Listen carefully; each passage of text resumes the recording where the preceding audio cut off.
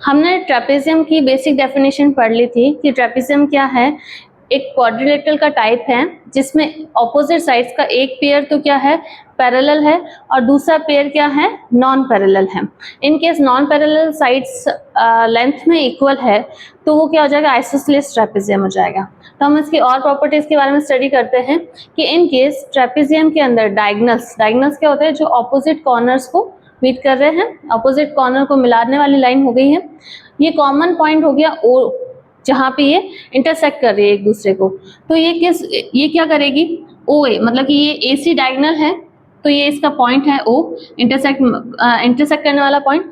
तो ए O upon O C और O B upon O D, ये क्या करेंगे, इनका रेशियो क्या हो जाएगा, इक्वल हो जाएगा। अब ये रेशियो इक्वल किस तरह से हो जाएगा, इसका एक छोटा सा प्रूफ है, वो हम पढ़ लेते हैं।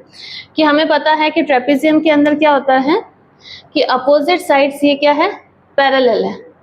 ये ए बी बराबर डी सी पैरेलल है, तो ए बी बराबर डी सी पैरेलल है तो एंगल ए और एंगल बी क्या हो जाएगा, अल्टरनेट एंगल्स। हमें पता है कि अगर कोई भी पैरेलल साइड से और उसको कोई कॉमन लाइन इंटरसेक्ट कर रही है तो उसके अपोजिट एंगल्स क्या हो जाएंगे, अल्टरनेट एंगल्स इक्वल होते हैं। तो एंगल 1 इक्वल्स टू एंगल 5 हो जाएगा, अल्टरनेट एंगल्स है इसलिए, और एंगल 2 इक्वल्स टू एंगल 4 हो जाएगा।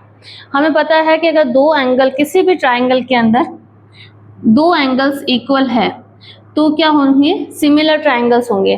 तो सिमिलर ट्राइंगल्स की प्रॉपर्टी आ गई है ए प्रॉपर्टी से। तो ट्राइंगल सी ओ डी और ट्राइंगल ए ओ बी क्या हो जाएगा, सिमिलर ट्राइंगल हो।